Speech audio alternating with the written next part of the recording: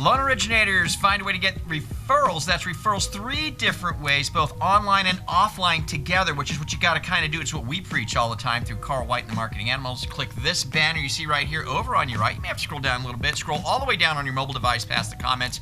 You'll see his banner there, or there's a link around here somewhere where you can gain access to that incredibly great information. You know, people compartmentalize their marketing too much, and I don't think we're looking at marketing as a whole and the tools that we have at our disposal. So, you know, for instance, you can have a mobile component to your marketing that also has crossover into like your snail mail type of print marketing, which can also kind of have crossover into your web-based and marketing. So really understanding how to create this symphony of marketing opportunities and having them go hand in hand is hugely important. It's what we talk about all the time. I hope that's what Carl White's talking about. But I'm telling you, I'm feeling cantankerous today. All right, well, let's hear it. So I don't know if you guys caught this, but HUD just launched the Don't Be Joe Biden campaign.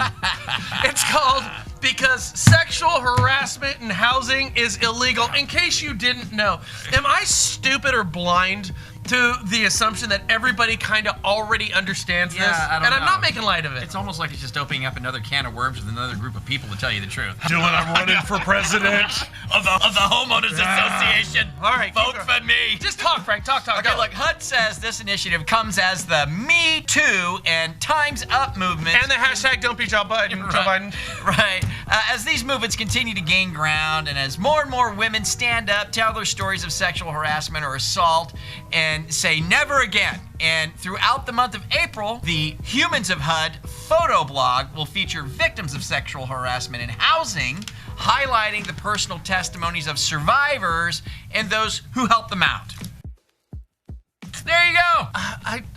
I'm not making light of any of this. No, of course not. But here's my question. No, I'm not. But I just don't want this to be misunderstood. But is there anybody in the world who's going to go to the HUD site to go see victims or survivors of sexual harassment? Like, I mean, doing it and it actually having an impact. Am I stupid for saying that? You know, I don't know. There'll be some.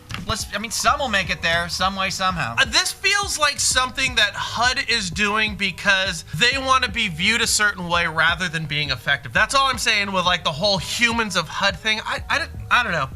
It's a really weird thing to me. But Frank, seriously, the timing on this thing is very interesting. It is. Don't you think? No, I do. I mean, all this crap with Biden comes out a couple of days ago, and then a Republican-led HUD comes out with a "Don't be a sexual harasser like creepy Uncle Joe" campaign. HUD, you know, in housing, just really strange. I'm just saying the timing is very interesting. Yeah, it is. If you're a landlord, a maintenance worker, a property manager, don't act like... I can't help myself. Don't act like Joe Biden.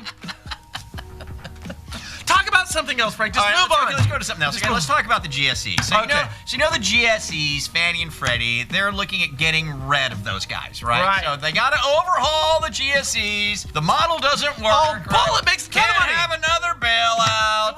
It wasn't a bailout. Okay, stop. First of all, it wasn't a bailout. It was a loan. The taxpayers did not get screwed. They made out like bandits charging usury interest rates against the GSEs. Right, you know the 10-year saga, right? You know, when and how do we get rid of these unmitigated disasters? I'm telling you, Fannie and Freddie are the most successful government agencies in terms of money made of any agency in the history of any government or any company anywhere in the world.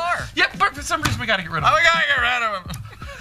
They're making far too much money. They're way too successful. Excuse me, Frank. This Fannie and Freddie thing, you do realize we lent them $63 billion? Do you know they paid us $80 billion back? What should we do? This is absurd. We can't have this type of efficiency, these types of profits. Let's mess it up. Seriously, this is what's going on. All right, but hold on. Seriously. What? If you're gonna get rid of the most successful agencies in the history of the world, okay, I got a suggestion for you. Here's the first move you need to make. Yeah. Before you.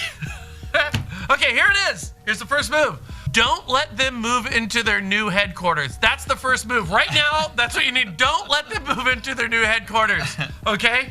Because Why are you building a new headquarters if you believe that you're trying to get rid of these agencies who are wildly successful? A better question, why are you spending $650 million on it? What? Yeah, $650 million on a new headquarters for agencies that you're getting rid of. There you have it. Over $500 million on a building for an unsuccessful agency to move into who they're getting rid of. But we're going to build a new headquarters. $650 billion. I mean, seriously. $1 million. Seriously, if you think about this, it's like giving a 15-year-old like blank checks and sending them into a toy store. I know. This is ridiculous. Seriously, guys, if you think we're wrong, look at this thing. Look at this. That's the new headquarters. Look at the walkways. Goodness. This is their new headquarters for these failing mitigated disasters to make more money than anybody. So the article says the building is so cool that pedestrians are actually walking by it, pulling out their cameras and taking pictures of the freaking building. And if you think I'm like, quote, okay, quote, here we go. Fannie Mae employees have already begun to move into their new headquarters. The outdoor public plaza opened in recent weeks with pedestrians stopping to take pictures of the 3 elevated walkways that appear to multiply in the reflecting glass windows of the 2 buildings that they connect together. Workers are building out the high-ceiling retail spaces that'll soon become a Blue Bottle Coffee and a Greek restaurant from Michelin-starred chef Nicholas Stefanelli with multiple others. Stop, just be quiet. I hope they have a Starbucks in it. Dude, that's all I would care about. That blue coffee thing's more expensive. Did you say they're having a Michelin-starred restaurant? Yeah. Do you guys know what Michelin-starred restaurants are? Like, seriously, do you understand? It's like the best of the best universally recognized chefs in the world. They're throwing one of them. In Fannie Mae. Not in Napa. Not in Napa. Not in downtown Manhattan. Freaking Fannie Mae's. Oh, my God. Awesome! We need these guys to make more money. What should we do if we... Excuse me. We need to save money over here at Fannie and Freddie. Frank, do you have any ideas? Let's get a $650 million new headquarters and put super fancy restaurants in it, Brian. And not a Starbucks, but a Blue Coffee. Because we have class. Perfect! Oh, and in the meantime, let's go over to that HUD site and put the creepy Joe Biden shit on there while we're at it. Awesome! All right. This is such a great industry. Okay, lastly, I want you guys to ponder this for a moment. So we are going to be doing locally, and we might be doing this nationally, but we're going to dust off the old first-time home buyer seminars that we're going to do. Oh. But we are going to have a 21st century approach to this, where we are combining short codes, text codes, mobile, belly-to-belly, calling our past client database, actually walking neighborhoods and answering the difficult questions. A full campaign. And as I was talking to the real estate agents who were participating with us, I told them that it's not the first-time homebuyer seminar that they should be concerned about, but it's the habits that they're going to be creating through the process of the product. That makes sense. We will create a process that you can work well beyond a first-time homebuyer seminar, because if you think about it, for these real estate agents in their outreach program over the next 3 weeks, anybody who shows up to the first-time homebuyer seminar should already be one of their clients before they walk in the door, not after they leave it. Interesting concept. So as you're going through and thinking of any campaign that you're trying to run to market as a real estate agent or a lender, I want you to look less at what the end product is and focus on the process, because it's the process, not the product, that's going to teach you the skills and ingrain the habits that will make you more successful over a long period of time. The process. And I hope that helps. It's a profit thing. I get it now. They got these staircases that are going like this and this.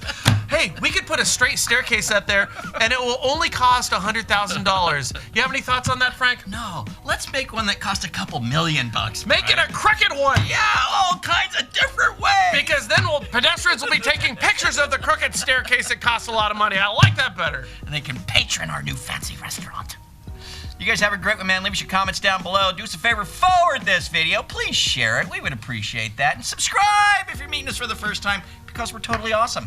If we weren't, we wouldn't have been around for over 11 years. I think we're going on 12 in July. That's what our mom pretty says. much- We're I'm pretty much awesome. sick of you, I know. by I'm the pretty way. sick of you too. But see you guys. hey, by the way, just real quickly, I watched a movie about Laurel and Hardy called Stan and Ollie or something like that. Yeah. It's a great movie, by the way. You should watch it. These are these two comedians, and it was at the end of the career. They had been together too long. They loved each other. Right, but they hated each But other. they bickered like cats and dogs. I'm watching this damn movie, and I'm Right. thinking, that's me and Frank. that's me and Frank. All right. Later, guys.